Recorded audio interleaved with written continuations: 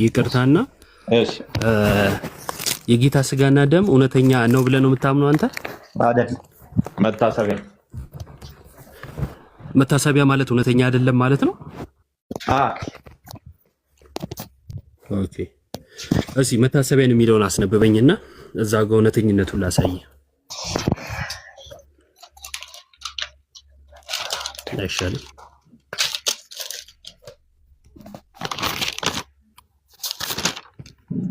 ምን ላውጣልህ? ንገረኝ፣ ችግር የለውም።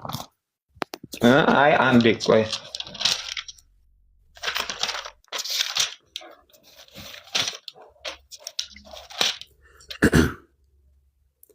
ጥቅስ ላውጣልህ አንደኛ ቆሮንቶስ ጊዜ እንዳንፈጅ።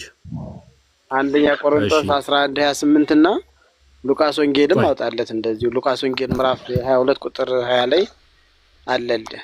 አንተ መካነ ኢየሱስ አይደለህ? እሺ ቆይ፣ ችግር የለውም ተሙሻ። ቆይ ሁለቱ ጥቅሶች ይውጡልህ ቡዜ። ያውጣው። እሺ ያውጣው። እሺ ሉቃስን እንጀምርና ወደ ቆሮንቶስ እንሄዳለን። ሉቃስ 22 ቁጥር 20 እኔ ያልከኝ። እሺ 19 እንጀምር፣ በደንብ እየሰማችሁ። የሉቃስ ወንጌል ምዕራፍ 22 ከቁጥር 19 ጀምሮ እንጀራንም አንስቶ አመሰገነ፣ ቆርሶም ሰጣቸውና ስለናንተ የሚሰጠው ስጋዬ ይህ ነው፣ ይህን ለመታሰቢያዬ አድርጉት አለ ይላል። አንዴ በካሜራ ልክፈት። እሺ ይታያል አይደለ ወዳጅ? ነው እንደ ቅድም ይሁን። እሺ ይሁን። ይታያል ቡዜ? ይታያል። እኔም ስለከፈትኩ ችግር የለውም።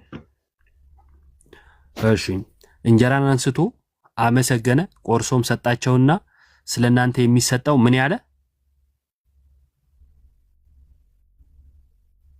ማይክ ሚውት አታርግ። ምን ያላቸው?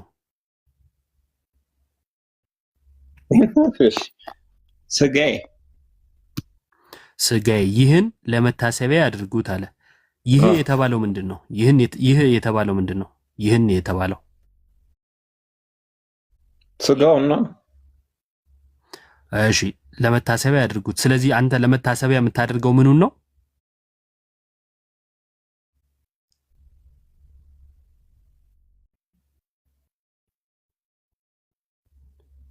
ምኑን ነው? መልስልኝ እንጂ።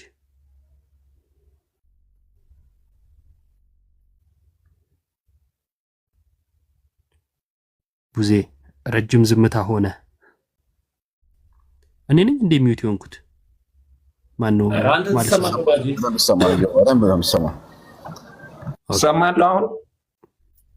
ትሰማለህ? አዎ። ምኑን ነው ለመታሰቢያ የምታደርገው? ኔትወርክ። እሺ ችግር የለውም። ምኑን ነው ለመታሰቢያ የምታደርገው?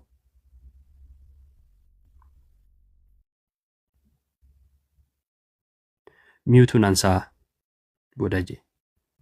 እሺ አንድ ጥቅስ እኮ እየፈለኩ ነበረ። እሺ ይኸው ጥቅስ ወጥቷል። ወዴት ትሄዳለህ? ሌላኛውን ጥቅስ ቀጥሎ ነው እኮ የምናወጣው አይደል? ቆሮንቶስም ተብሏል። እዛም እንሄዳለን። ሌላም ካለ ተዘጋጅ፣ ችግር የለውም። መጀመሪያ ግን ይሄን እንጨርስ አይሻልም? ለመታሰቢያ የምታደርገው ምኑን ነው? ስጋውን ነው እየጠየከኝ ነው ወይስ እያመንክ ነው? አይ አሁን ነው ልብ ብዬ እያየሁት ያለሁት። እሺ ችግር የለውም። ዋናው ምንድነው አሁን የሚያስፈልገው? የእግዚአብሔርን ሐሳብ በንጹህ ሕሊና መቀበል ነው አይደለ? እኛ ወደ ቃሉ እንጂ ቃሉን ወደኛ እናመጣም። ማለት ቃሉን አመተን እኛ በምንፈልገው አንቀርጸውም። እኛ ግን ወደ ቃሉ እንሄድና ያለውን ቃሉን እንቀበላለን። ያንን ለህይወት እናደርገዋለን። በዚህ ከተማመንን ይኸውልህ ምንድነው የሚለው? እንጀራን አነሳ፣ አመሰገነ፣ ቆርሶ ሰጣቸውና ስለናንተ የሚሰጠው ስጋዬ ይህ ነው አላቸው። አየህ፣ ስጋዬ ብሎታል። በመጽሐፍ ቅዱስ ጌታ ኢየሱስ ስጋዬ ካለ ስጋው ነው፣ በቃ አለቀ። ሌላ ነገር የለም። ስጋው ነው፣ ስጋዬ አለ። ይህን አለ ለመታሰቢያ አድርጉት አለ። እንዲሁም ከእራት በኋላ ጽዋን አንስቶ እንዲህ አለ፣ ይህ ጽዋ ስለናንተ የሚፈሰው በደሜ የሚሆን አዲስ ኪዳን ነው አለ። በምሳሌ አዲስ ኪዳን ቆሟል? አልቆምም። በምሳሌ አልቆምም። በአማናዊ ደሙ ነው የቆመው። ስለዚህ መታሰቢያ ማለት ምንድነው ከተባለ ቅድም ወዳጅ የጠቀሰው ስላለ እሱ ላይ ደግሞ አሳይሃለሁ። ለማንኛውም ለመታሰቢያ የሚለውን እናምናለን እኛ። መታሰቢያ ማለት ምን ማለት ነው የሚለውን እናወራለን። ግን ለመታሰቢያ የሚደረገው ምንድነው ከተባለ ስጋው። እሺ መታሰቢያ ምንድነው የሚለውን ደግሞ ወዳጅ ከጠድና እናሳይ። ቆሮንቶስ ነበር ቆሮንቶስ 10:15 አውጣ።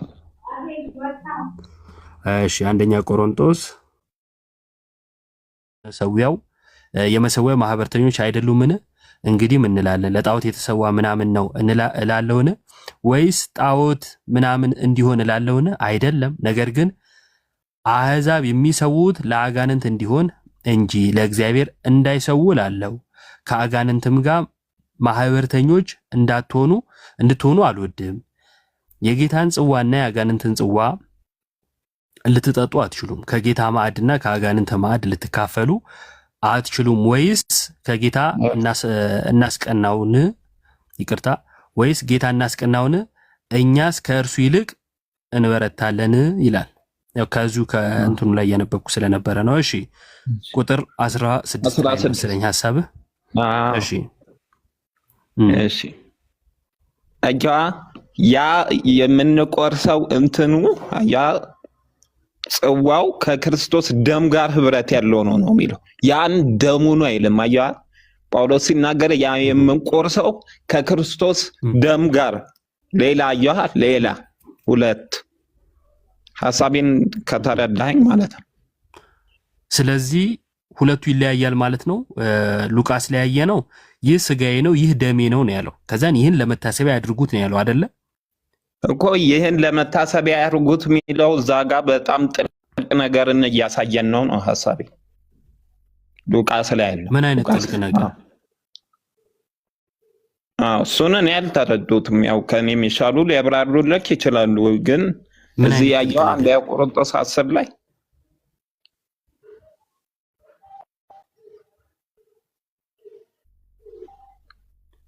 አይ ቡዚ ይሄ ኔትወርክ በጌታ ስም እስቲ ማስተካከል ዞር በላ። ደግሞ ቀይ አያበራም እኮ መሀል ላይ ጥፍት የምትለው አለሁ ጸጥ በዬ ነው። አንድ ነገር ነበረ። ወደ ቃሉ እንሄዳለን ወይስ ቃሉን ወደኛ እናመጣለን ያልኩት እዚህ ጋር ነው። ምንድነው ያደረገው ወንድማችን? ያው እስኪመጣ ነው። ሉቃስ ይህ ስጋዬ ነው አለ። ከዛ ይህን ለመታሰቢያ ያድርጉት አለ። ስጋዬ ነው ስላለው አሁን ገና ማየቴ ነው ብሎን ነበረ። ከዛ እዚህ ጋር መጣና አሁን ምን አደረገ? ህብረት ያለው ነው የሚለው እንጂ ራሱ ደሙ ነው አይልም። ራሱ ስጋው ነው አይልም። ህብረት አለው ነው የሚለው። ስለዚህ ሁለት የተለያዩ ነገሮች ናቸው ለማለት ሞከረ። ስለዚህ የሰጣቸው ስጋውን ሳይሆን ምኑን መሆን ነበረበት? ሉቃስ ላይ ህብረት ያለውን ውሰዱ ስጋዬ ግን አይደለም ሊላቸው በተገባ ነበር። አነሳ ይህ ስጋዬ ነው አለ። ይህንንም ለመታሰቢያ ያድርጉት አለ ነው የሚለው። ለመታሰቢያ የሚያደርጉት ስጋውን ነው። ህብረት አለው የሚለው ምንድነው የሚለውን አስረዳሃለሁ። መጀመሪያ ግን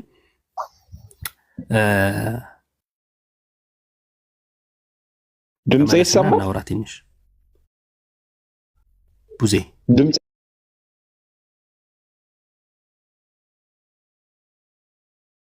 ይሰማል?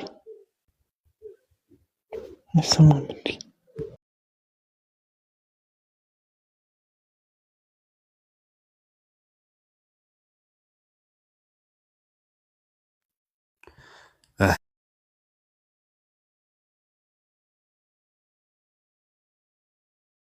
እሺ አሰራ ያለ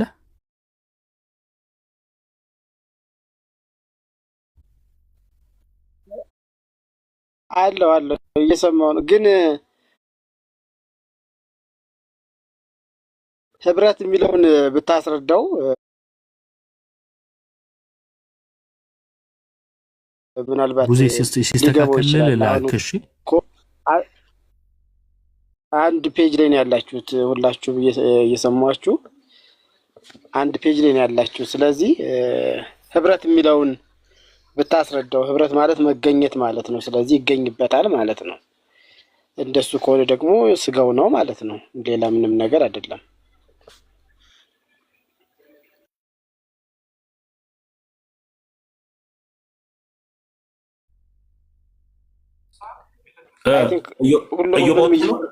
እኔ ያለው ቆይ እስኪ አንድ ጊዜ አይ ኔትወርኩ እያወረደ መሰለኝ። ታብታብ ወይ ታብታብ አስደርጉ። እሺ ቆይ አንድ ጊዜ እዮባ መጥተዋል። ታብታብ አድርጉት ውዶች፣ አንድ ጊዜ ነው ውዶች። አዳሚ እዮባን ሳበው ወይም ስቤዋለሁ። እሺ ታብታብ አድርጉት። እንዴ ኔትወርክ እየተቆራረጠ ነው፣ ለዛ ነው ነው እንዴ? እሺ አስተሪያንም አስገቡት። ይቅርታ ጋይስ፣ የኔ ኔትወርክ ነው እንዴ? የልጁ መስሎኝ እኮ ነው ይጮሃለሁ እዚህ። አይ ሁሉም ጋር ነው ዮቤ፣ እንዳለ እየተቋረጠ ነው። እኔ ጋር ማስወጡት ነው። ኦኬ ኢየሱስ ክርስቶስ አስተራየ ላክ ተገላገለ። አስተሪያማ በጊዜ ለምን ማን አስወጥቶት ነው? ራሱ ወጣት አይደል? ኔትወርክም ስለሆነ በዛው ተመልሶ ይመጣል ብለህ ነው ዮቤ? አይ ይመጣል። እሺ ታብታብ አንድ ጊዜ ታብታብ አድርጉት ውዶች። አስተሪያ መጥተዋለሽ። አይጠሩ ታብታብ አድርጉት። እኔ እኮ እንደው በጣም ነው የምትገርም እኮ ተሙ፣ በእውነት አሜተኛ። እሺ አስተራየ ታብታብ አድርጉት። ይቀጥል ወደ ቃሉ። በይቅርታ ባንዴ ሰላም ብያለሁ። ስታማ ቆይት እኔ ጥሎኝ ነው እንጂ እንትን አይደለም፣ አውቄ አይደለም የወጣው። ሰላም ነው ወይ? እንዴት ነህ? እሺ ሰላም፣ እግዚአብሔር የተባረከው። እንዴት ነህ አንተ? እግዚአብሔር ይመስገን አለን። ከየት ቤተ እምነት ነህ? ከመካነ ኢየሱስ። ከመካነ ኢየሱስ። ያው አንተንም ለይቼ መጠየቅ እችላለሁ? ትችላለህ። የሚያስቅ ነገር ግን አላወራውም።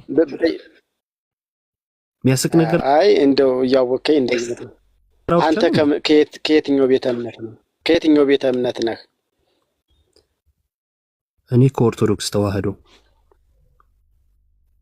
ኦኬ መልካም። እሺ ያው ምክንያቱም ኦርቶዶክስ ተዋህዶ፣ ኦርቶዶክስ ቅባት፣ ኦርቶዶክስ ጸጋ፣ ከዛም ደግሞ ቲክቶክ ላይ ብዙ አይነት ክፍፍሎች ስላሉ ኦርቶዶክስ ተዋህዶ ሆነ ያው መቼም ማርያም ጥንታ አብሶ አለባት ብለህ ታምናለህ አይደለ?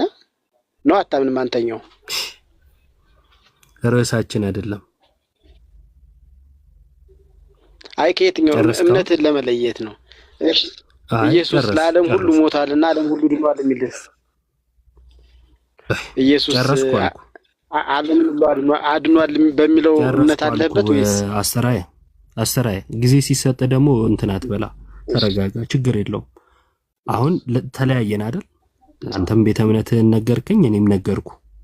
ተግባባን? አሁን እሺ ተግባብተናል። ብዙም ባይሆን ችግር የለውም። ከዛ በኋላ ያለውን ቀደም ያልካቸውን በኋላ መለስባቸዋለሁ። ወደ ዋናው ሐሳብ ልመልስህና የጌታ ስጋና ደም እውነተኛ ነው ብለህ ታምናለህ? እንግዲህ እውነተኛ ነው የሚለውን ሪል ፕሬዘንስ ብለን ነው የምናምነው እኛ። ማለት ያ የሚቆረሰው ሄዶ ወይ ሳምባ ወይ ጣፊያ ይሆናል ወይ ጨጓራ ይሆናል ብለን ሳይሆን ህብረት አለው ከክርስቶስ ጋር። አንዴ ስታወራ አሁን ስለኔ ስታወራ ምንም ችግር የለውም፣ ልሰማህ እችላለሁ፣ ችግር የለውም። እያወራን ያለ ነው ስለ ጌታ ስጋና ደም ነው።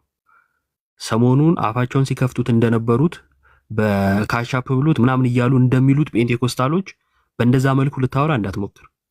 ማንም ስላልሆንክ ካንተ ጋር አወራው አላወራው ምንም አይደለም፣ ምንም ይመጣም ለውጥ የለው። ስለዚህ በተለየ ሁኔታ አንተን የተለያዩ ነገሮችን ስሰማ መቆየት አይጠበቅብኝም። ስለዚህ ንግግርን እያስተካከልክ ትቀጥላለህ ማለት ነው። ማንም ጣፊያ ጉበት ምናምን እያለ ያወራ የለም። ስለዚህ ጣፊያ ምናምን ማለት አይጠበቅብህም። ንግግር ማሳመር አይደለም፣ ዕውቀትም አይደለም። ባዶነትን ከማሳየት ውጪ ጥቅም የለውም። ሰው ቅድም በዝም ብዬ ያለፍኩ ዋናው ነገር ላይ እንድናወራ ስለፈለኩ ማንነትን ማሳየት ስለሆነ ማለት ነው። አሁን በዚህ ጉዳይ ላይ አልታገሰም። ሶ ስርዓት ይዘህ ታወራለህ። ተግባባን? ለምንድን ነው እንዳብራራ ማትፈቅድልኝ? አማርኛ ማለት ነው አታብራራ ብያለሁ። ኦኬ ማለት እንደዚህ አይደለም፣ ሪል ስንል እንደዛ ማለት አይደለም ብዬ በቃ ያልተጠየቅከውን ማለት ነው ያልሃለ። ቆይ ማለት ነው ቆይ አንዴ ጉበት ጣፊያ ነው ምናምን ያለ ሰው አለ? አይ አሁን አንተም እንትን ሆነ ከዚህ አንተ አካሄድ እኛ ሳይገባን ቀርቶ ማለት ነው።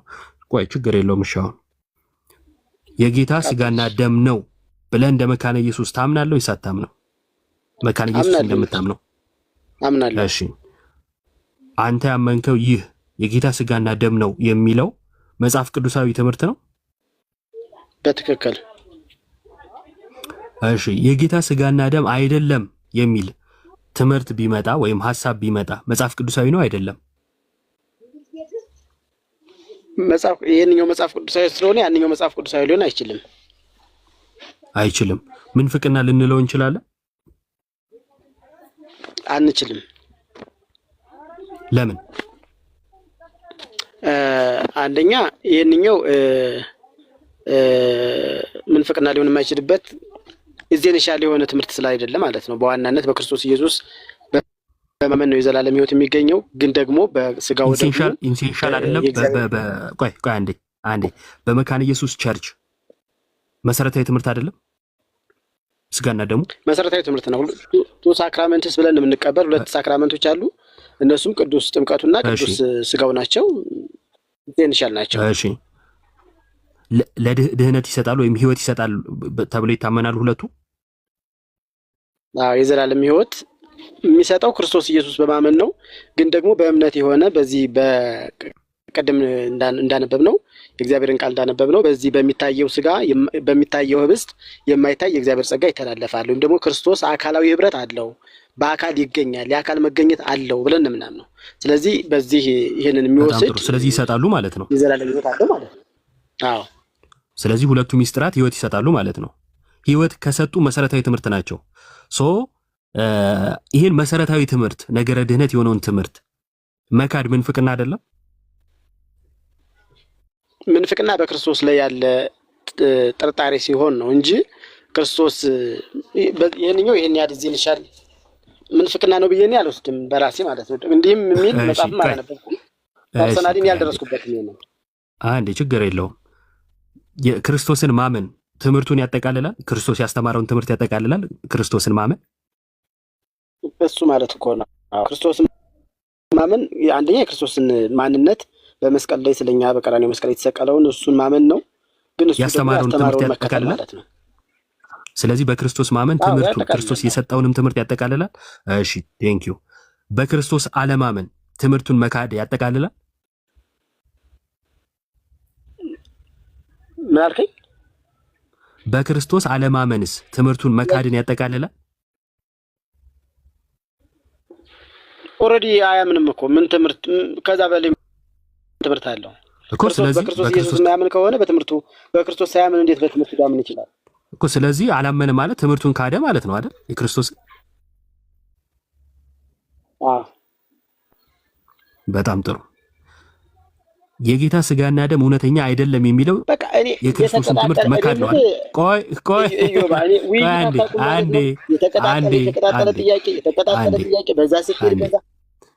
አንዴ ተረጋጋ። የክርስቶስን ትምህርት አታድርጉኝ። ስለዚህ አዳምጥ። ስለዚህ አዳምጣ በማለት በቃ ስለዚህ አዳምጣ፣ አትረብሽ እኮ ምን ጥያቄ ብቻ ነው እንደ ወሬ። አዎ ሰይጣን ነው ጥያቄ የሚያበዛው። ኢየሱስን የፈተነው የጠየቀው ሰይጣን ስፔሻል ነው። ችግር የለውም። ለምጠይቋችሁ ሁሉ መልስ ለመስጠት የተዘጋጃችሁ ነው የሚለው እግዚአብሔር። ቆይ አስተሪያ ቅድም ስለምትጠይቀው የተዘጋጀውን ይልሃል መጽሐፍ፣ ስትጠይቅ ደግሞ የሰይጣን ነው ትላለህ። ምንም ችግር የለውም። አሁን አንዴ ብቻ ታገሰኝ ልጨርስ። ይቅርታ ከአዳም ጋር ላውራ። አንዴ ከኔ ጋር የጀመርነውን እንጨርሳለን። ያንተ ጥያቄ ያልከው ከአዳም ጋር ላውራ። ችግር የለም። በዚህ ጉዳይ እናወራለን። እምነታችሁ አይደለም እንዴ? ሚዩት አደረጋችሁን ብለህ እንዳትከስ በኋላ። እምነታችሁ አድነው አይደለም። እኔ ከአዳም ጋር ባወራ ይሻለኛል። ከአንተ ጋር ከኔ ጋር እያወራ ነው። ከኔ ጋር ጨርስና ከዛ በኋላ ላይ ከፈለግ ትቀጥላለህ። ሚዩት እንዳከፍት ተመልከቱ። ምን የሚለው ሐሳቦች ላይ ደርሰናል። በክርስቶስ የክርስቶስን ትምህርት መካድ በክርስቶስ አለማመን ነው የሚለው ጋር ደርሰናል። በደንብ አድርጋችሁ ስሙ። ምንድነው እሱ እዚህ ያደረሰን? የጌታን ስጋና ደም እውነተኛ አይደለም የሚሉ መናፍቅ ይባላሉ አይባሉም የሚለውን አላምን ስላለ ነው፣ ወይ መናፍቅ አይባሉም ስላለ ነው። አሁን መተናል። ምን ጋር ደርሰናል? የክርስቶስን ማን ያስወጣው? ራሱ ነው የወጣው። ራሱ ነው ዮብዬ። የት እንደደረስክ ራስህ ታውቀዋለህ። እንደ ቅድሙ ነው ሐሳቤ ልጨርስና ለምን እንደወጣና ለምን መሀል ላይ መረበሽ እንደፈለገ ነግራችኋለሁ። የክርስቶስን ትምህርት ክርስቶስን አለማመን ወይም ክርስቶስን መካድ ትምህርቱን ያጠቃልላል ወይ ብዬ ጠይቄው ነበር አይደለ? ልክ በክርስቶስ ማመን የክርስቶስን ትምህርት ያጠቃልላል ወይ ስለው አዎ አለኝ። መካድ ስለው አይ ካላመነውማ ከጅምሩም ቃሉን አይቀበልም ትምህርቱን አይቀበልም ማለት ሶ ትምህርቱን አለመቀበል አለማመንም ነው ማለት ነው አይደለ? ስለዚህ የጌታ ስጋና ደም እውነተኛ አይደለም የሚሉ ጴንጤኮስጣሎች ክርስቶስን ክደውታል ወይ ነው ቀጣዩ ጥያቄ። እቺን ላለመመለስ ነው የወጣው። ክርስቶስን እቺን ላለመመለስ ነው። ለምንድን ነው እዚህ ድረስ አብሬው የመጣሁት? ቅድም ቅባት ጸጋ ወዘተ ሲል ዝም ያልኩት ለምንድን ነው? ቅድም ቡዜ እኔ ስጋው ነው ብዬ አላምንም። ገብቷል? ይኸው እዚህ ጋርም ቡዜ ስጋው ነው ብዬ አላምንም፣ እኔ መታሰቢያ ነው ብዬ ነው ማምነው አለ። ከዛን ጥቅስ ሲፈልግ ጥቅስ ያቀበለው ማን ነው? ቅድም አስተራዬ የመካነ ኢየሱስ ሰው ማለት ነው። መካነ ኢየሱስ ነው የሚለው ስጋው አይደለም ለሚለው ጥቅስ አቀባይ መካነ ኢየሱስ እንዴት ነው የሚሆነው? በጌታ ሰው እኔ ምን አይነት ህሊና ነው ሰው ያለው? ግን መካነ ኢየሱስ እኮ በእምነት መግለጫ ደረጃ የሆኑ 2-3 ሰዎች እኮ አይደለም፣ በቃ ቸርቿ እንደ እምነት በመግለጫ ደረጃ ስጋው ህይወት ይሰጣል እውነተኛ ነው ብላ ነው የምታምነው። ቡዜን ያላምንም ሲል ያኛው ጥቅስ ይሰጣል ከመካነ ኢየሱስ ሆኖ ምን ለሚለው ነው ጥቅስ የሰጠው? እውነተኛ ስጋው አይደለም መታሰቢያ ብቻ ነው ብሎ ማለት ነው። ለዛ ነው እስከ መጨረሻው መጠበቅ የፈለኩት። በተረፈ ቅድም ያነሳቸው ነገሮች አሉ፣ እሱን ያቆየሁት አሁን ምላሽ ለመስጠት ስለፈለኩኝ ነው። ፖይንቴ እንትን እንዲልብኝ ስላልፈለኩ ማለት ነው። ኦርቶዶክስ የትኛው ነህ የሚል ጥያቄ ጠይቆኝ ነበረ። ኦርቶዶክስ ተዋህዶ አልኩት። ለምንድን ነው እሱ ቀጥሎ ያነሳው ቅባት ነው ወይስ ጸጋ ምናምን የሚል ነገር አንስቷል። ቅባትና ጸጋ የሚባል ቤተ እምነት የለም። እንደዛ አይነት አመለካከት ያላቸው ሰዎች ናቸው ያሉት። አይ ራሱን ችሎ የወጣ እንደዛ አይነት እምነት ያላቸው በቤተ እምነት ደረጃ የሚጠሩ ካሉ እናንተ አሳዩን፣ እኛ ስለማናውቃቸው ማለት ነው። ቅባት የሚባል አስተሳሰብ ነገረ ክርስቶስ ላይ ይህ አስተሳሰብ ያላቸው ሰዎች አዋሉ። ጸጋ የሚል የነገረ ክርስቶስ ላይ ትንታኔ የሚሰጡ ማለት ነው። በቃ 3 ልደት ምናምን እያሉ ማለት ነው። እንደዚህ አይነት አመለካከት ያላቸው ሰዎች አሉ። ምንም ይሄ አዲስ ነገር አይደለም አሉ። ሶ በቤተ እምነት ደረጃ አይደለምና ኦርቶዶክስ ቅባት፣ ኦርቶዶክስ ጸጋ አይባልም። የለም እንደዛ የሚባል። ጴንጤዎች የነሱን መከፋፈል ለመሸፈን ይሄንን ይዘው መተው ነው ማለት ቤተ እምነት ሰጧቸው ማለት ነው ጴንጤዎች። እና የትኛው ኦርቶዶክስ ነህ ቅባት ነህ ወይ? አንዳንዱማ ካራ ይላል። ካራም እንደሆነ ሳያቅ ማለት ነው። ለማንኛውም ይሄ በዚህ ነው። ከዛን ሌላ ያነሳቸው ነገሮች አሉ፣ አስፈላጊ አይደለም፣ ሰፊ ትንታኔ የሚፈልጉ ስለሆኑ ማለት ነው። ባወራቸው ያው ሰፊ ጊዜ ካልወሰድኩኝ አንዳንድ ሰው ደግሞ የተወሰነች ነገር ቆነጻጽሎ ሄዶ ሌላ ነገር ያመጣል። ለማንኛውም እዚህ ጋር እናቁም። መምህርም አሉ ወንድሞችም ስላሉ ቀጥሎ። አዳምሻ መምህር እንኳን ደህና መጡ። እንኳን ደህና ቆያችሁ። ሁላችሁን ሰላም ብያለሁ። እንደምናችሁ?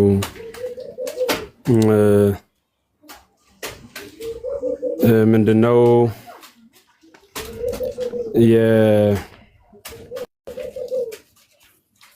አስተሬ ትንሽ ቤተ ክህነት ነገር ነበር አይደል?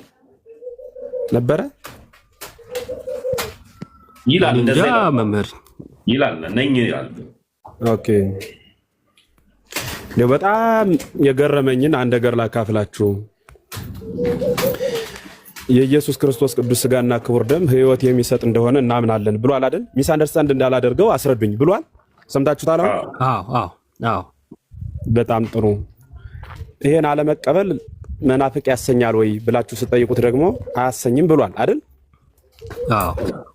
ኢየሱስ ክርስቶስ ለሕይወት ብሎ ያዘዘውን ወይም ለስጋዬን ብሉ ደሜን ጠጡ ያለው ለሕይወት ነው ብሎ ያመነውን የሚያጸድቅ ከሆነ ያላመነውን አይኮንንም ማለት ያመነው ማመኑ ጥቅሙ ምንድን ነው? ካላመነ ካልተኮነነ በማመኑ የሚያገኘው ጥቅም ምኑ ነው? እኔ እንጃ በቃ ማለት እግዚአብሔር አስተዋይ ልቡና ያድልን ነው ልል የምችለው። አንዱ እሱ ነው። ሁለተኛ ስድብ ሰውን ሰይጣን ብሎ መሳደብ እንኳን ሰይጣን ደንቆሮ ብሎ መሳደብ እንኳን የገሃነም ፍርድ ይገባዋል ነው የሚለው አይደል የእግዚአብሔር ቃል። እንደ ሰይጣን ጥያቄ ብቻ ነው የምጠይቅ ብሎ አንጻር መጥቀስ የሰው ልጅ ለዲያብሎስ አንጻር ማድረግ የክርስቶስ ደም የተከፈለለትን ተገቢ አይደለም። ክርስቲያን ነኝ ብሎ ከሚያምን ሰው የሚጠበቅ አይደለም።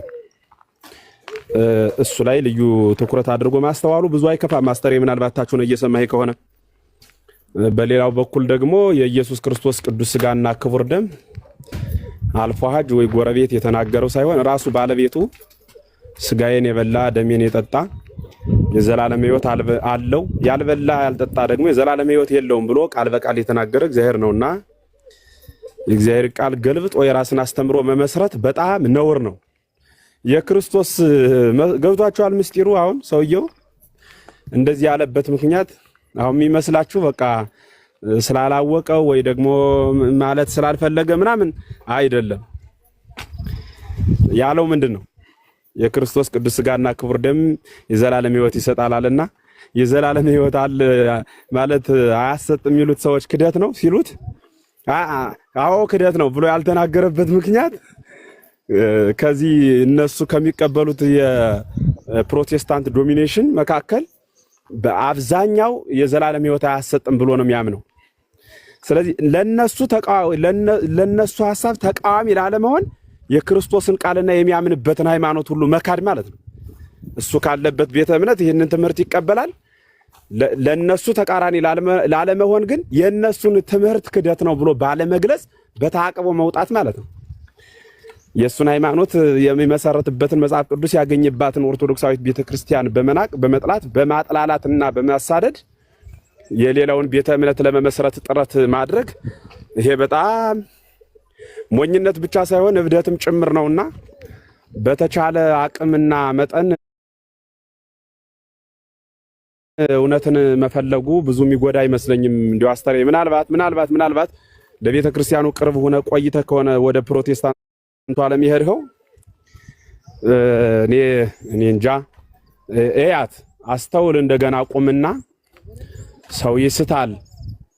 በስነ ተፈጥሮ ጅምር ፍጥረት ሆኖ የተፈጠረ ነው። አልቆ አይደለም ሰው የተፈጠረው ከአካሉ ጀምሮ። የአካል ስንል ምንድነው? ቁመና ማለት ነው። አካላት አሉ በውስጡ ተፈጥረውለታል። ግን እያደገ ነው የሚመጣው። በሐሳብም እንደዚሁና በሐሳብ ማደጉ ኃጢአት የለውም። እደግ እስኪ ደግ ለማለት ነው። አይዞ እግዚአብሔር ያሳድግህ። መልካም ቃልዮት ያሰማል መምህር አዳሚሻ። እንግዳም እንዳለ እያሰባችሁ ቀጥሉ ወንድሞች። አሜን። እሺ መምህራንንም እያሳተፍን እንሄዳለን። መጀመሪያ ሰላም ይበሉንና ኢዮቤና ቡዜ የጀመሩትም አለ መምህራችን ቃልዮት ያሰማልን በእድሜ በጤና ይጠብቅልን ብለናል። ብሬ ሰላም ይበሉን፣ ዮሐዴም ሰላም በሉንና ከዛ ወዲያ ቡዜና ኢዮባን እናስቀጥላለን። በመሃል ኔትወርክ አቋርጧችሁ ስለነበረ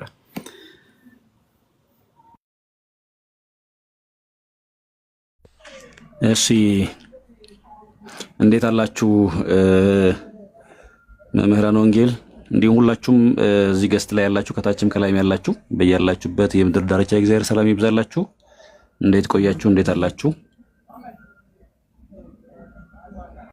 አሜን፣ እግዚአብሔር ይመስገን። እንኳን ሰላም መጡ ብርዬ፣ እንኳን ደህና መጣልን። እሺ ዮሐዴ ሰላም ብለናል። እንኳን ደህና መጣ ወንድማችን። እንኳን ደህና ቆያችሁ። ሰላም ብያለሁ። አዳምሻ ትራንስፖርት ውስጥ ሆኜ ነው። ቀጥሉ።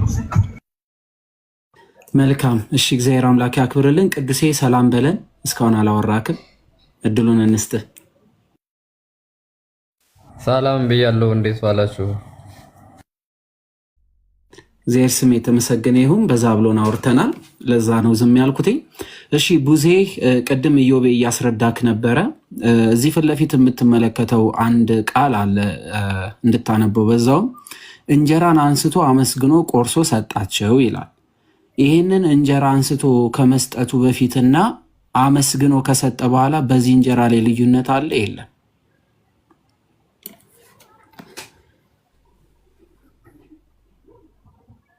ቡዜ ሚዩት ላይ ነህ። አለሁ። ይሰማል ድምጽ? አሁን ይሰማል። አዎ ጥሩ። እሺ አንድ ነገር ግልጽ ላድርግ። ይሄን ያህል እውቀት የረቀቀ እውቀት የለኝም። እሺ ትንሽ እዚህ የገባሁት ትንሽ አንተን ለማስረዳት ነው። ብዙ እየተጫነቀ አይደለም። ኢዮቤም ሁላችንን ስለተረዳን በደንብ መረዳቱ እንዲኖርህ እንድታውቀው ነገ ከነገ ወዲያ ደግሞ በደንብ አድርገህ እንድታነበው ነው እና ይሄ መጽሐፍ ቅዱስ ላይ ያለ ክፍል ነው። የሉቃስ ወንጌል ምዕራፍ 22 ላይ ተጽፎ ያለ ቁጥር 19 ላይ ያለ ቃል ነው። እንደዚህ ይላል። ይኸውልህ እንጀራን አንስቶ አመሰገነ፣ ቆርሶ ሰጣቸው ይላል። ይሄ እንጀራ ክርስቶስ አንስቶ አመስግኖ ቆርሶ የሰጣቸው እንጀራ ከማመስገኑ በፊት ምን ነበረ? ይሄ ካመሰገነስ በኋላ ምንድን ነው የሆነው?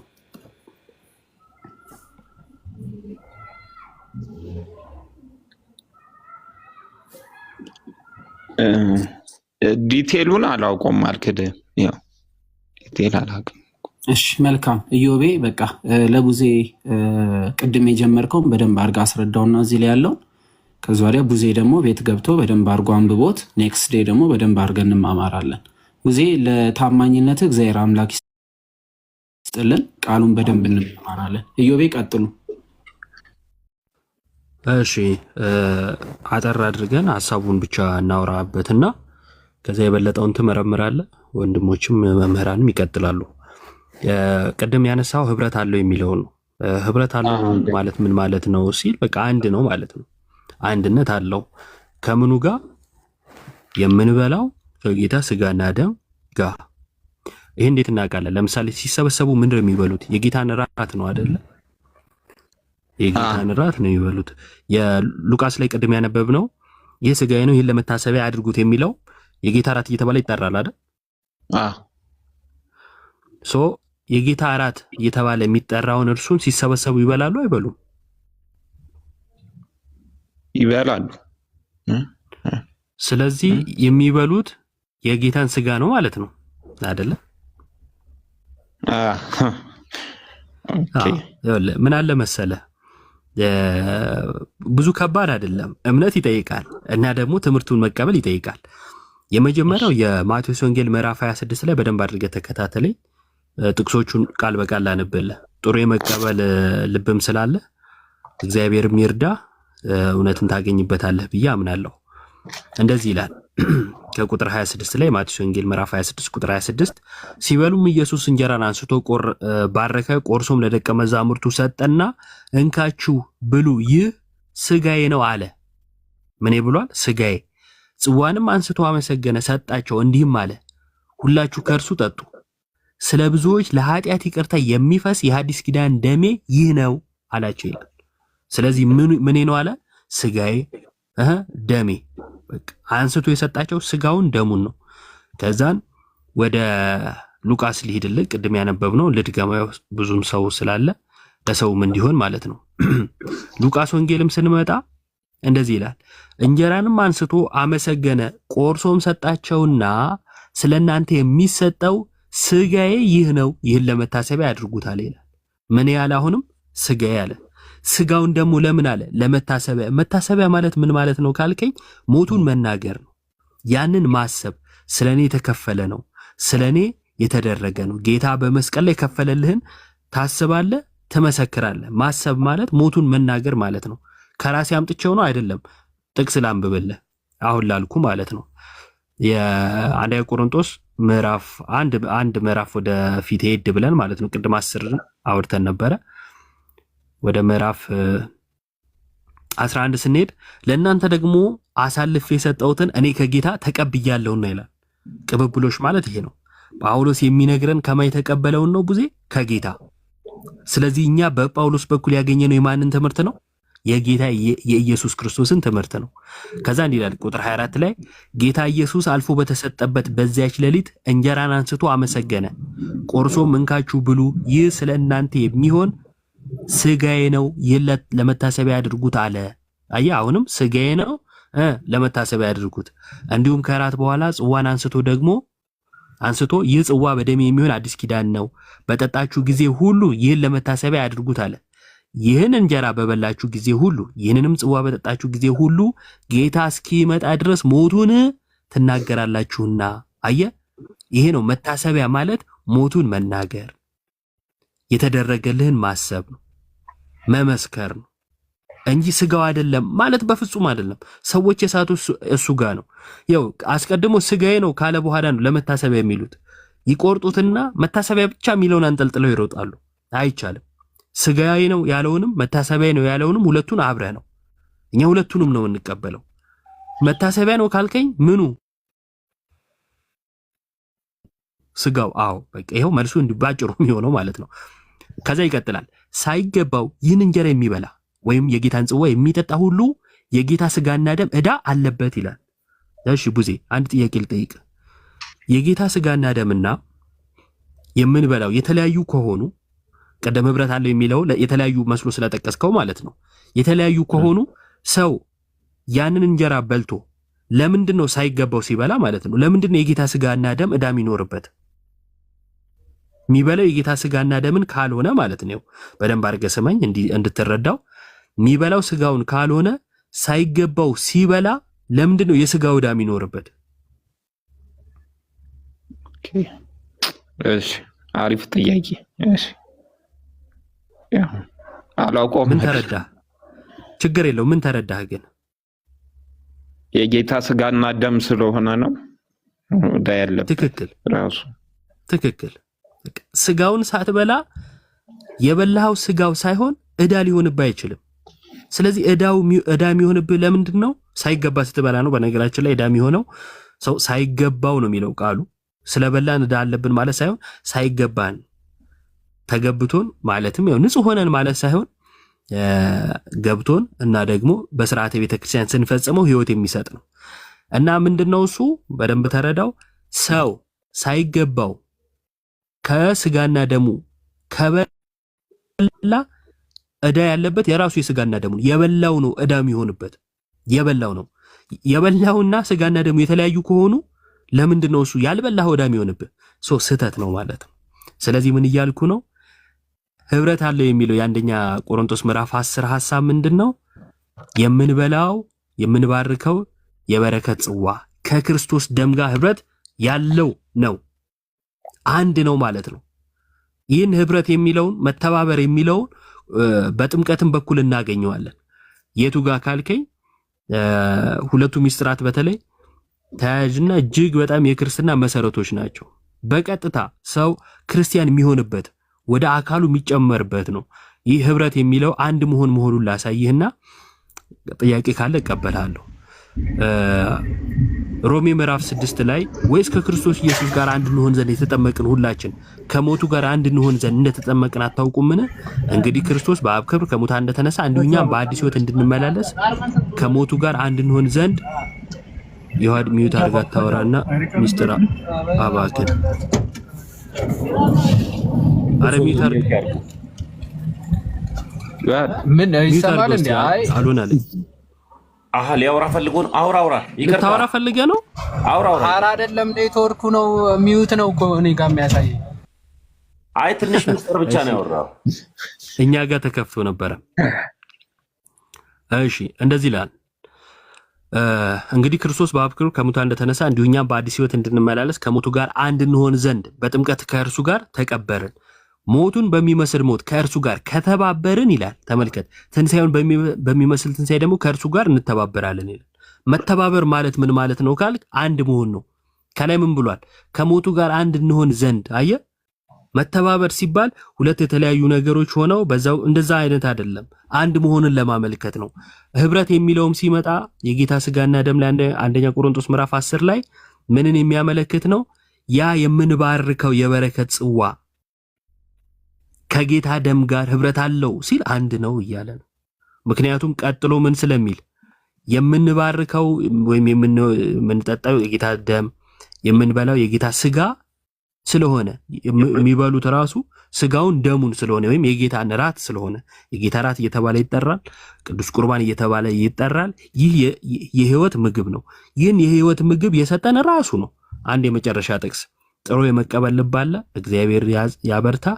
አንተም ደግሞ በደንብ ልብህን ከፈት አድርገህ ለማወቅ ለማንበብ ጣር፣ እግዚአብሔር አብዝቶ ይረዳሃል።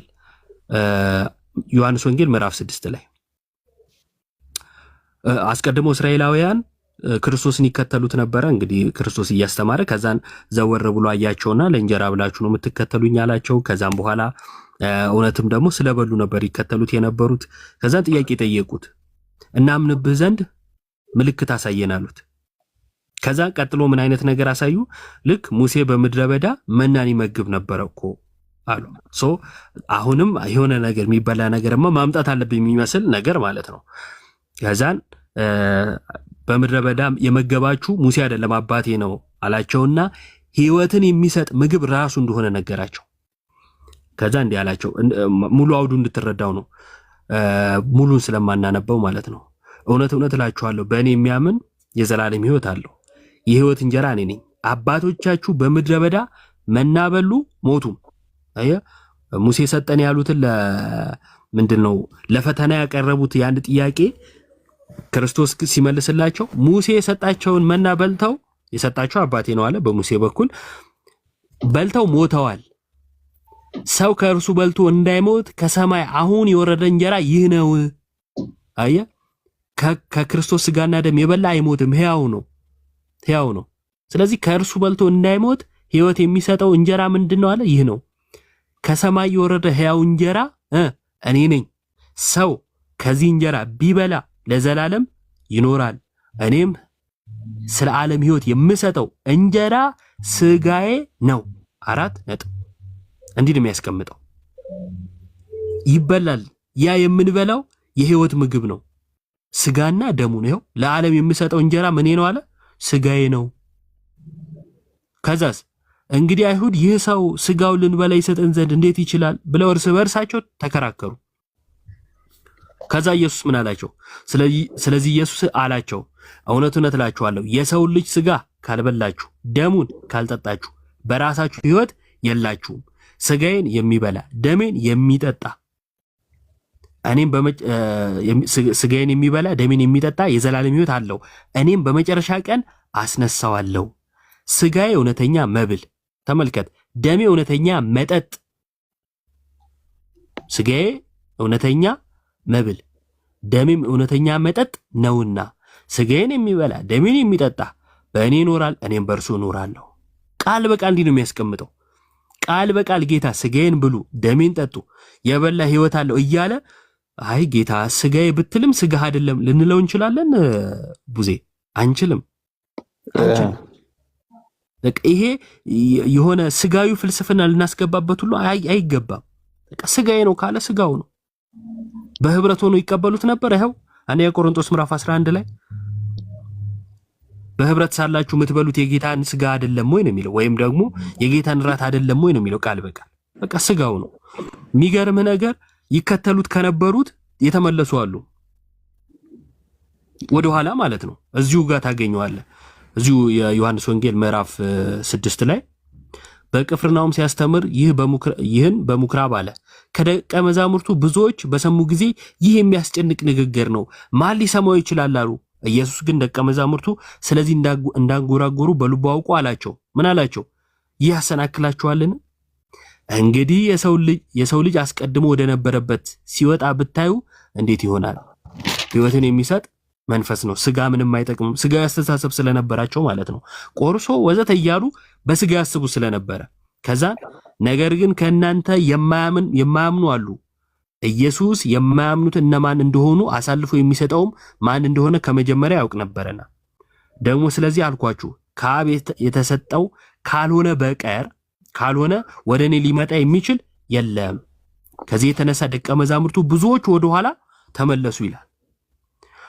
በዚህ ጊዜ ማለት ነው። ተመልከት፣ ስጋውን አሁን እንዴት ስጋ ይሆናል እያሉ ነው እነሱ እያሰቡ የነበሩት በስጋ አስበው እና አንዳንዶች አሁን ስጋ እንዴት ይሆናል ብለው እንደሚያስቡት ቢሆን ያ ሁሉ የተከተለ ደቀ መዛሙርት በተሳሳተ ግንዛቤ እንዲመለስ ጌታ ይፈቅዳል ወይስ ኑ ማለት የፈለኩት እኮ እንዲህ ነው ምሳሌ ነው እንጂ ስጋ አይደለም ብሎ ይመልሳቸዋል? ሊጠራቸው መጥቶ ባልሆነ አስተሳሰብ ማለት ስጋው ነው ብለው አስበው ሲመለሱ አይ በቃ ይቅርባችሁ ሂዱ ነው የሚላቸው አይደለም። ሌላቸው የሚገባው ምንድነው? ኑ ልጆቼ ተሳስታችኋል፣ ጥሩ ግንዛቤ አይደለም፣ እኔ ያልኩት እኮ ምሳሌ ነው ስጋ አይደለም ባላቸው ነበር። እሱ ግን ምን አላቸው? ብዙዎቹ ወደኋላ ሲመለሱ ወደፊትም ከእርሱ ጋር አልሄዱም አለ። ወደኋላ ተመለሱ። ኢየሱስም ለ12ቱ እናንተ ደግሞ ልትሄዱ ትወዳላችሁን አለ። ካልፈለክ ትሄዳለህ እንጂ ስጋው ከመሆን አይቀርም ማለት ነው። በቃ አይደለም የሄዱትን ይቅርና የቀሩትን እንኳን 12ቱ ቀርተው አይደል ከእርሱ ጋር እናንተ ስለትሄዱ ትወዳላችሁን ነው ያላቸው። አይ ስጋው አይደለም የሚያስጨንቅ ነገር ነው ብሎ የተመለሱት ቀረባቸው። ደግሞ ዮሐንስ ወንጌልን ደጋግመህ ካየኸው ማለት ነው ያልተረዱትን ሐሳብ ያብራራል ብዙ ጊዜ። ለምሳሌ ስለ ዮሐንስ ወንጌል ምዕራፍ 2 ላይ ነው ስለ ቤተ መቅደሱ ያነሳል እና ይሄ ቤተ መቅደስን አፈርሱት በሶስተኛው ቀን አነሳዋለሁ ሲላቸው እነሱ ምን አስበው ነበር? 46 ዓመት የተሰራ ቤተ መቅደስ ምናምን አይነት ብለው ነበር። እንዴት እንዲህ ሊያደርግ ይችላል አይነት ማለት ነው። ከዛ ምን አለ ዮሐንስ? እርሱስ ስለ ሰውነቱ ቤተ መቅደስ ይል ነበራል።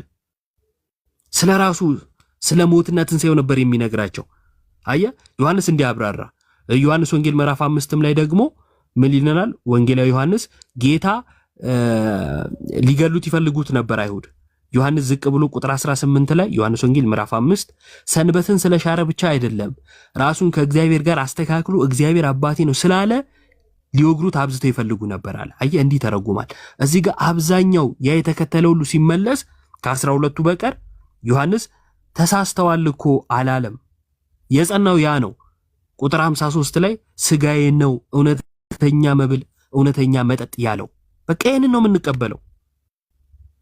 ልናደርገው የሚገባ ይሄ ነው። ፍልስፍና ልንጨምርበት በማይገባ ሁኔታ ጌታ ስጋዬ ነው አለ። አሜን። ደሜ ነው። አሜን። ሕይወት ይሰጣል። አሜን። ተቀበሉት። አሜን። ሁልጊዜ በቃ ይሄ ነው ቡዜ ወዳጄ። እሺ ከዮሐንስ 6 አንጻር ድምጼ ይሰማል? አዎ ይሰማል። እሺ ከዮሐንስ 6 አንጻር ቁጥር 35 ጋር እንዴት ነው የምታዩት ይሄን ነገር? ምን ይላል ቁጥር 35?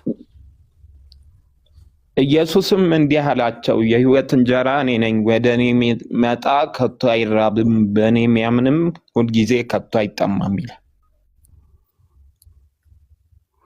አዎ እሺ።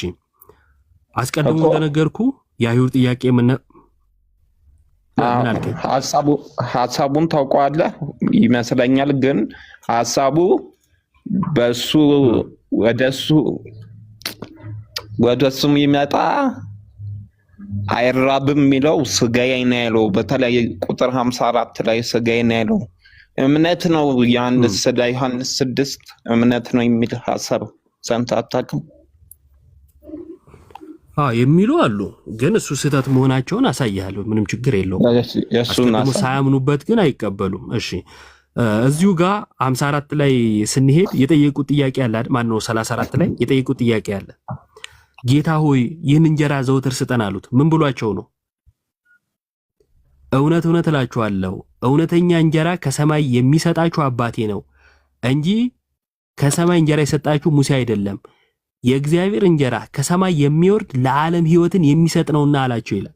አየ ለዓለም ሕይወትን የሚሰጥ እንጀራ ነው አባቴ የሚሰጣችሁ ሲላቸው ጌታ ሆይ ይህን እንጀራ ዘወትር ስጠን አሉት። እነዚህ ሰዎች አላመኑበትም። ከዛ ኢየሱስ ምን አላቸው? ይህን እንጀራ ለማግኘት ምን ማድረግ አለባቸው? መጀመሪያ ወደ ጌታ መሄድ ነው አይደል ቡዜ? ከዛን 35 ላይ ኢየሱስም እንዲህ አላቸው፣ የሕይወት እንጀራ እኔ ነኝ። ወደ እኔ የሚመጣ ከቶ አይራብም። ወደ ክርስቶስ ሳይመጣ ስጋውን መብላት ይችላል? አይችልም። ስለዚህ ወደ እኔ ኑ አላቸው። የሚቀድመው ጥሪ ምንድነው? ወደ ክርስቶስ መምጣት። ክርስቶስ እርሱ የእግዚአብሔር ልጅ ነው። ሕይወት የሚሰጥ ነው። ሕይወት የሚሰጥ እንጀራ ምግባችን ነው። አዲሱ ማንነት የምንለብሰው በእርሱ ነው። በሞትና በትንሣኤው አምነን ያ የተከፈለልንን ዋጋ ተቀብለን ስጋውን በመብላት ደሙን በመጠጣት ሕይወት እናገኛለን ብሎ ማመን መቀበል ያስፈልጋል። ስለዚህ ወደ እኔ የሚመጣ ከቶ አይራብም፣ በእኔም የሚያምን ሁልጊዜ ከቶ አይጠማም አላቸው። ስለዚህ ወደ እርሱ መምጣት በክርስቶስ ማመን አያስርብም፣ አያስጠማም። መምጣት ማለት ግን መተህ ትቆማለህ ማለት አይደለም፣ ትቀበላለህ ማለት ነው። የመጣው ሲጀመር ለመቀበል ስለሆነ። ለምሳሌ አንድ ክርስቲያን በክርስቶስ አምናለሁ ካለ ያመነው አንድ ለመሆን ለመዳን ነው አይደለ? አንድ ለመሆን ለመዳን ካለ መጠመቅ የጌታን ስጋና ደም ተቀብሎ እርሱ በክርስቶስ ክርስቶስ በእርሱ እንዲኖር ማድረግ ግዴታው ነው ማለት ነው። መምጣት ማለት ራሱ ይህ ስለሆነ ታዲያ እምነት ነው የሚሉ አሉ። የሚለው ሐሳብ ስታነሳ በእምነት የጌታን ስጋና ደም እንቀበላለን። ስጋና ደም አይደለም እምነት ነው የሚል ካለ ግን አንደኛ ስጋና ደም አይደለም እምነት የሚለውን ከመጽሐፉ ማየት አለብን አይደለ? አዎ ማየት አለብን። ሁለተኛ ጌታ ራሱ የተናገረው ምንድነው? ጌታ ራሱ የተናገረው ምንድነው? ስለዚህ ኢየሱስ አላቸው እውነት እውነት እላችኋለሁ የሰው ልጅ ስጋ ካልበላችሁ፣ እሺ ስጋ የተባለው እምነት ከሆነ ደሙስ? ሁለቱም እምነትም ማነው? ስጋውም እምነት ደሙም እምነት ነው። ለሲና አንብቦ ለማንኛውም እምነት የሚለውን እየከተትን ማየት ከቻለን ማለት ነው። እሺ የሰው ልጅ ስጋ ካልበላችሁ ደሙን ካልጠጣችሁ በራሳችሁ ሕይወት የላችሁም። ስጋዬን የሚበላ ደሜን የሚጠጣ የዘላለም ሕይወት አለው፣ እኔም በመጨረሻ ቀን አስነሳዋለሁ። ስጋዬ እውነተኛ መብል፣ እሺ እምነቴ እውነተኛ እምነት እያላቸው ነው። ስጋዬ ያለውን እምነት ካልከኝ እምነቴ እውነተኛ እምነት፣ መብል የሚለውንም እምነት እያልነው ማለት ነው። ስጋውም እምነት መብሉም እምነት ከሆነ ማመን፣ አሁን ያው ስጋው እምነት ከሆነ መብላት የተባለው ማመን ነው እያሉን ከሆነ ስጋዬ እውነተኛ የሚለው ጋር እምነትን ጨምርና እምነቴ እውነተኛ እምነት ደሜም እውነተኛ እምነት መጠጥ የሚለውም ጋር ማለት ነው ልንከት ነው በፍጹም። በነገራችን ላይ መጽሐፍ ቅዱስ ጌታ ኢየሱስም ለምሳሌ ዮሐንስ ወንጌል 3 ላይ እመኑ ሲል በቃ እምነት የሚለውን ቀጥታ ተጠቅሞታል። ለምን እንወዛገባለን? እምነቴ እውነተኛ እምነት ለምን ይለናል ስጋዬ እያለ? ምክንያቱም እምነት የሚለውን ተጠቅሞት ስላየን ማለት ነው። ቃሉ አይልም ማለት ነው ባጭሩ። ስጋዬ ነው የሚለው ስጋው ነው የምንለው። እመኑብኝ ሲልም እኮ እመኑብኝ ይለናል። ዮሐንስ ወንጌል 3 እናንብበው። እዚሁ 3 ላይ ይላል ምን ይላል? ሙሴ በምድረ በዳ እባብ እንደሰቀለ እንዲሁ በእርሱ የሚያምን ሁሉ የዘላለም ሕይወት እንዲኖረው እንጂ እንዳይጠፋ የሰው ልጅ ይሰቀል ዘንድ ይገባዋል። በእርሱ የሚያምን ሁሉ የዘላለም ሕይወት እንዲኖረው እንጂ እንዳይጠፋ እግዚአብሔር አንድያ ልጁን እስኪሰጥ ድረስ ዓለምን እንዲወዷልና። አየ እመኑብኝ እያለ ነው። ማመን የሚለውን ጌታ እየተናገረ ነው። ስለዚህ እዛ ጋር ስጋ የሚለው ጋር እምነት እየጨመርን ፍልስፍና ልናደርገው አንችልም ማለት ነው። እምነት ነው የሚለው ዮሐንስ 3 ላይ እምነት እንላለን። ዮሐንስ 6 ላይ ደግሞ ስጋ ያለ ስጋው እንላለን ማለት ነው። ቡዜ እሺ ግልጽ ነው ሐሳቡ? ግልጽ። ስለዚህ ግልጽ ከሆነ ሐሳቡና እንግዲህ ያነሳ ነው አሁን መጽሐፉን የገለጥ ነው የመጽሐፉን ያወራ ነውና ደግመህም ደጋግመህም ያው አንብበው እግዚአብሔርም ያብራልህ። ይህን እውነት ክዶ ግን የክርስቶስ ነኝ ማለት ይቻላል ብለህ ታምናለህ? ማለት ስጋዬ እያለ ጌታ ስጋው አይደለም ስጋዬ የዘላለም ሕይወት ይሰጣል እያለ አይሰጥም እየተባለ ግን ከክርስቶስ ጋር ነኝ ማለት ይቻላል ብለህ ታምናለህ? አይቻልም። ስለዚህ ወዴት ነው መሄድ ያለብን? ወደ ቃሉ አይደል? በቃ ወደ ቃሉ መሄድ ያስፈልጋል። ጌታ ይርዳ። ከቻልክ በውስጥም ብናወራ ደስ ይለኛል። እሺ እናወራለን። በዛው ትንሽ እሺ እናወራለን። አዲስ አበባ ነው ያለው? አዲስ አበባ ነኝ። በቃ የፎሎ አድርጌ ያለው ፎሎ መልስ። እዚህ ጋር ያሉ ወንድሞችንም ብሬንም ተሜንም ዮሐድንም አዳምንም ፎሎ አድርጋቸው። እሺ እሺ አመሰግናለሁ። ቀጥሉ ጋይስ። ቃልዎት ያሰማልን። ኢዮቤ ብዙም ጥሩ ጆሮ፣ ጥሩ አንደበት እግዚአብሔር አምላክ ጥሩ ልብም ሰጥቷል። እግዚአብሔር አምላክ ያክብርልን። ስለዚህ ቅድም ስንነሳ ወደ ነበረው ጥያቄ ስንመልስ ቡዜ በጌታ በኢየሱስ ክርስቶስ ትእዛዝ ላይ ያመፀ ሰው ቢኖር ምን ይገባዋል የሚል ጥያቄ ነበር የጠየቅን። ታስታውሰው ከነበረ አይ ኖ ይሄን አልቀበልም ሚል ቢኖር አንዴ በትልቁ አድርጎኝ ይህን ክፍል በደንብ ማረጋገጫ ሆኖ ኪዛው እንድትወጣ ለማለት ነው። ከዛ በተረፈ ግን ከወንድሞች ጋር በደንብ አድርገህ ታወራበታለህ። እንግዲህ እዚህ ጽሁፉ ላይ ይታይ አላውቅም። ቡዜ ይህንን ክፍል ቅድም ኢዮቤ ሲነግር ነበረ። ሳይገባው የሚበላና የሚጠጣ የጌታ ስጋ ስለማይለይ ይላል። ስለዚህ አንስተው ከሚበሉት የሚጠጡት ነገር ከማን አይለይም አለ? የጌታን ስጋ ስለማይለይ ለራሱ ፍርድ ይበላል ብሏልና። ስለዚህ ይሄ ክፍል ያስፈርዳል አያስፈርድም? ሳይገባው የሚበላ ወይም ደግሞ ይህንን እግዚአብሔር አምላክ ያዘዘውን ክርስቶስ ያዘዘውን ነገር አልቀበልም የሚል ቢኖር ከዘላለም ሕይወት ያስወጣዋል አያስወጣውም? በቅዱስ ጳውሎስ ትምህርት መሰረት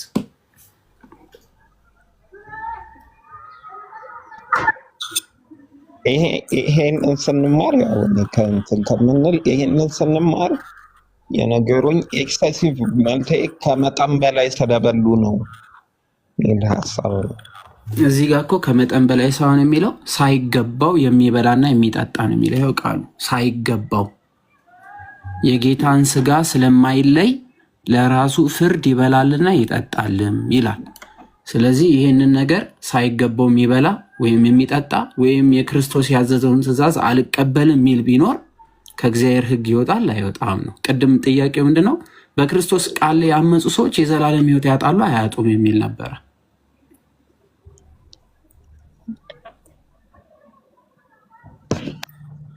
ደጋመልኝ ሲያሳረን ትንሽ የክርስቶስን ትእዛዝ የማይፈጽሙ ከዘላለም ሕይወት ይወጣሉ አይወጡም? ይወጣል። በቃ እግዚአብሔር ይስጥልን። እሺ ቡዜ፣ ይሄ ነበር የቀደሙ ትምህርታችን። ለዚህ ነው ወደኋላ የመለስኩ። አመሰግናለሁ። ወንድሞች መቀጠል ትችላላችሁ። መልካም ቃለ ሕይወት ያሰማልን ወንድማችን ኢዮብ፣ ወንድማችን አዳም፣ የኔ ስንድሮስ፣ ቡዚዬም ኢዮባን በውስጥ አውራው፣ ዩሃድም በውስጥ አውራው። ስፔሻሊ ኢዮባን ብዙም ስለተወያያችሁ ያናግረሃል፣ በውስጥ አውራው ቡዚዬ። ጥያቄ ካለ ግን አንተን ግን ጥያቄ እንቀበልህ፣ እኛ ብቻ ጥያቄ እንዳንሆን ጥያቄ ውስጥ የፈጠረ ነገር ካለ ወንድሞችም ስላሉ በዚህ ርዕስ ነው ከዚህ እያወራን ያለ ነው እዚሁ ርዕስ ላይ ነው እና ኦልሞስት በዚህ ሰሞን ካየ ሉተራውያንና ፔንቴኮስታል ብዙ ቦታ ነው የተበታተኑትና እነሱን ሰብሰብ አድርገን ወደ አንዲቷ ሃይማኖት እየጠራናቸው ነው ያለ ነው። ሌላ ጥያቄ አለ? አይ በዚህ ርዕስ ከሆነ የለኝ። ሌላ ርዕስ ካለው ድንገት ቶፒኩን ማያናጋ ከሆነ ልጠይቃቸውና ኢዮብ ምን ትላላችሁ? ድንገት አይ ችግር የለውም። በእርግጥ ግን ዛሬ የተነጋገርናትን በደንብ ቢይዛት ቢያስብባትና ሌላውን ጥያቄ ደግሞ ወይ ሌላ ላይቭ ላይ ወይ ደግሞ በውስጥም ብናወራበት ሲበዛም እንትን አይሆንም ብዬ ነው። አንዱ ይረሳል። አሁን ሌላ ርዕስ ከተነሳ ዛሬ የተነጋገርነው በመሃል እየተረሳ ይሄዳል ብዬ አስቤ ነው። ልክ ነው ወንድሜ፣ ያ ነው ቡዝዬ፣ ልክ ነው ኢዮባ ያስበዋል። ተባረክልን፣ እግዚአብሔር እውነቱን ይግለጥልን። አሜን። አመሰግናለሁ። ሰላም ሁኑ። እሺ ቡዜ፣ በነገራችን ላይ አሁን ያነሳነው ትምህርት ቤተክርስቲያን ለሺህ ምናምን ዓመት የምታምነው ነው። እሺ ሉተርንም ጨምሮ ከዛም በፊት ቤተክርስቲያን በወጥነት የምታምነው እምነት ነው። በአባቶችም የተደገፈ ነው። የአባቶችንም ትምህርት ከሐዋርያት በኋላ የተነሱትንም ማሳየት እንችላለን እና ዝም ብሎ እኛ ዛሬ ተነስተን የተረዳ ነው ብለን ሳይሆን ለሺህ ምናምን ዓመት ቤተክርስቲያን ስታምነው የኖረችው እምነቷ እንደሆነ በዚሁ አጋጣሚና እሱንም በማስረጃ አሳያለሁ። እሺ ችግር የለም እናወራለን። እሺ ወንድማችን መልካም ጊዜ። ሌላ ጥያቄ ያለው ሰው አንድ ቁጥር እየጻፍክ ያለው እሺ ሙዚየን ትልበለውና ያ በነገራችን ላይ ተሙ ወይ የሰሞኑ ጉዳይ ምንድነው መካነ ኢየሱሶችና የጴንጤኮስታል ላይ በተለይ በሁለቱም ሳይድ ያሉ ሰዎች ሐሳባቸውን ብንሰማ ደስ ይለኛል። የሁለቱንም ሐሳብ በደስታ ስትገቡ ፔንቴኮስታሎችም ካላችሁ እናንተንም እናስገባለን። ሉተራውያንም ፔንቴኮስታልም የሁለታችሁንም ሐሳብ እዚሁ ጋር ብንማማርበት ደስ ይለኛል። እኔም ሊና ሮዝ ነው የሚለው ወይስ ተምዬ? ከዛ በፊት ሰላም ይበሉን ቤተሰቦች ተቀላቅለውናል። እነ ዲያቆን መከይ ሰላምታ ያቀርቡልንና ወደ ጥያቄያችን ሂድ።